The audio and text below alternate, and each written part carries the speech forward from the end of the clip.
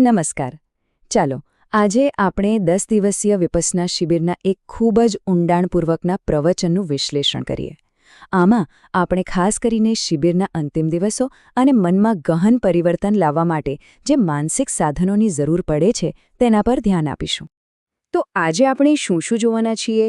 આપણી આ સફર શિબિરના અંતિમ દિવસોની ગંભીરતાથી શરૂ થશે અને જાગૃત મનની ગહન અવસ્થા સુધી પહોંચશે. ચાલો ઊંડા ઉતરીએ. તો ચાલો આપણે સીધા જ 10 દિવસીય મૌન શિબિરના 8મા દિવસે પહોંચી જઈએ. અહીંથી જ સાચું અને ગંભીર કામ શરૂ થાય છે. શિબિરના આચાર્ય અહીં ખાસ ભાર મૂકીને કહે છે કે હવે ફક્ત 2 જ દિવસ બાકી છે. કેમ? કારણ કે 10મા દિવસે મૌન વ્રત તૂટી જશે અને પછી જે આર્ય વાર્તાલાપ એટલે કે વાતો શરૂ થશે એની વચ્ચે ગંભીરતાથી ધ્યાન કરવું લગભગ અશક્ય બની જાય છે. તો આ છેલ્લા દિવસો ખાલી શિબિર પૂરી કરવા માટે નથી. એક બહુ જ મહત્વની પ્રક્રિયા છે. 9મો દિવસ એટલે મનનું ગહન સર્જિકલ ઓપરેશન. 10મો દિવસ એના પર એક શાંતિદાયક મલમ લગાવવાનો અને બહારની દુનિયા માટે તૈયાર થવાનો દિવસ છે. અને 11મા દિવસે તો પાછા દુનિયાનો સામનો કરવાનો જ છે. તો પછી આ અંતિમ દિવસોમાં સફળતા કેવી રીતે મળે? એનું રહસ્ય છે નિરંતરતા. સાધનાની નિરંતરતા. મતલબ કે ચાલતી વખતે, ખાતી વખતે અને સૂવાની તૈયારી કરતી વખતે પણ પોતાની અંદરની સંવેદનાઓ પ્રત્યે સજાગ રહેવું. આ જ રીતે મનની ઊંડી આદતો બદલી શકાય છે. હવે આટલું ઊંડું અને મુશ્કેલ કામ એકલા કરવું સહેલું નથી, બરાબર ને? પણ ચિંતા કરવાની જરૂર નથી. આ મુશ્કેલ માર્ગ પર આપણી મદદ માટે 5 શક્તિશાળી મિત્રો છે જે આપણને 5 જૂના દુશ્મનો પર જીત મેળવવામાં મદદ કરે છે. તો જુઓ, આ આપણા મનની અંદરની યુદ્ધભૂમિ છે. એક બાજુ છે આપણા 5 દુશ્મનો, જેને નિવરણ કહેવાય છે, એટલે કે ઈચ્છા, દ્વેષ, આળસ, બેચેની અને શંકા. આ બધું આપણને નબળા પાડે છે.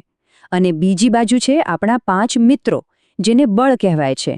શ્રદ્ધા, પ્રયત્ન, જાગૃતિ, એકાગ્રતા અને પ્રજ્ઞા.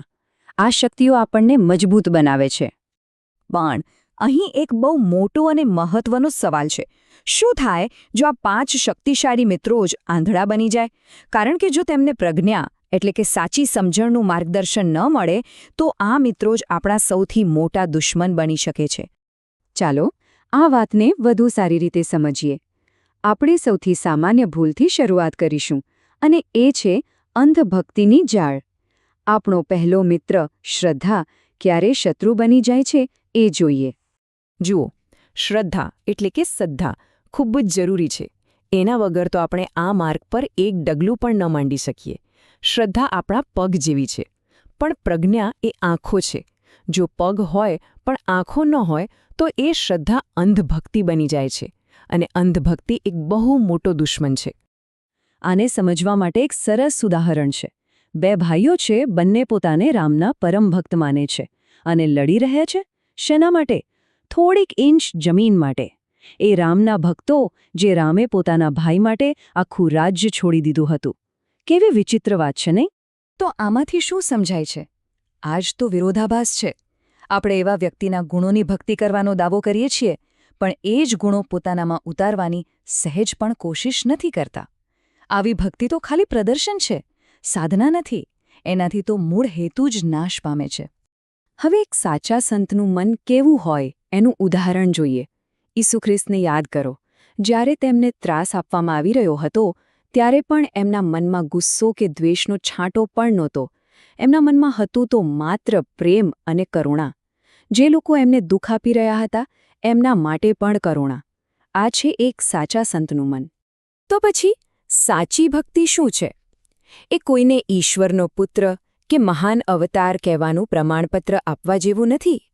સાચી ભક્તિ તો એમના જેવા ગુણો જેમ કે પ્રેમ, કરુણા અને શુદ્ધતા પોતાના જીવનમાં ઉતારવાની સાધના છે, પ્રેક્ટિસ છે. અને આ જ વાત આપણને ભગવાન બુદ્ધના મૂળ ઉપદેશ પર પાછી લાવે છે. તેમણે શું કહ્યું? તમારો દીવો તમે પોતે બનો. તમારું પોતાનું જ્ઞાન, તમારી પોતાની સમજ જ તમને સાચું રક્ષણ અને શરણ આપશે. બીજું કોઈ બહારથી આવીને મદદ નહીં કરી શકે. તો પછી આવી અંધશ્રદ્ધાથી કેવી રીતે બચાય? એના માટે જે માર્ગ પર આપણે ચાલીએ છીએ એટલે કે ધર્મ એ પોતે એવો હોવો જોઈએ જેને કોઈ પણ વ્યક્તિ જાતે ચકાસી શકે. એ કોઈ માની લેવાની વાત ન હોવી જોઈએ. અને શુદ્ધ ધર્મના આવા 6 ગુણ બતાવવામાં આવ્યા છે. સ્વખ્યાતો એટલે કે એકદમ સ્પષ્ટ, કોઈ રહસ્ય નથી. સંડેઠ્ઠિકો, જેનો તમે પોતે અનુભવ કરી શકો. અકાલિકો, જેનું ફળ તરત મળે. એહિપસ્સિકો, જે તમને ખુલ્લું આમંત્રણ આપે છે, આવો અને જાતે જુઓ. ઔપનયિકો, જેનું દરેક પગલું તમને ધ્યેયની નજીક લઈ જાય.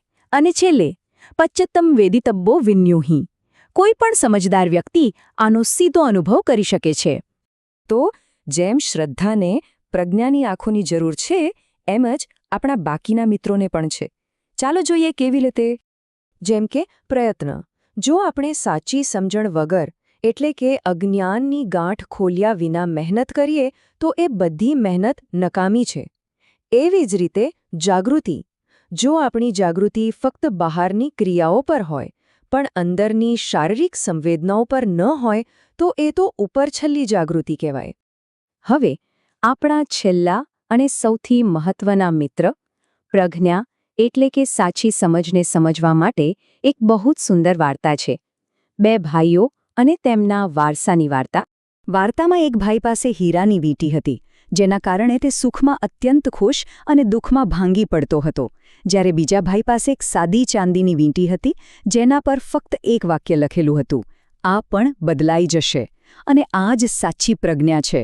સુખ આવે કે દુઃખ, સારો અનુભવ હોય કે ખરાબ, બધું જ અનિત્ય છે, બધું બદલાવાનું છે.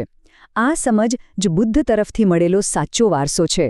તો જ્યારે આ 5 મિત્રો શ્રદ્ધા, પ્રયત્ન, જાગૃતિ, સમાધિ અને પ્રજ્ઞા શુદ્ધ હોય છે અને એક સાથે સંતુલનમાં કામ કરે છે, ત્યારે શું થાય છે? ત્યારે વ્યક્તિ અસ્તિત્વની એક એવી અવસ્થામાં પહોંચે છે જે આપણી સામાન્ય જાગૃત, સ્વપ્ન અને નિદ્રાની અવસ્થાઓથી પર છે. એટલે જ કહેવાયું છે કે આખી દુનિયા સૂઈ રહી છે પણ યોગી જાગૃત રહે છે. આનો અર્થ એ નથી કે તે ઊંઘતો નથી. આનો અર્થ એ છે કે તે પોતાની અંદરની વાસ્તવિકતા પ્રત્યે, પોતાની સંવેદનાઓ પ્રત્યે સતત જાગૃત છે અને તેનું મન સંપૂર્ણપણે શાંત અને સમતામાં છે. તો અંતમાં આ બધી ચર્ચા પછી એક સવાલ આપણી સામે આવે છે. ખરેખર જાગૃત હોવાનો અર્થ શું છે? આ સતત સમતાભરી જાગૃતિની અવસ્થા આપણા પોતાના જીવનમાં શું અર્થ લાવી શકે છે? આના પર વિચારવા જેવું છે.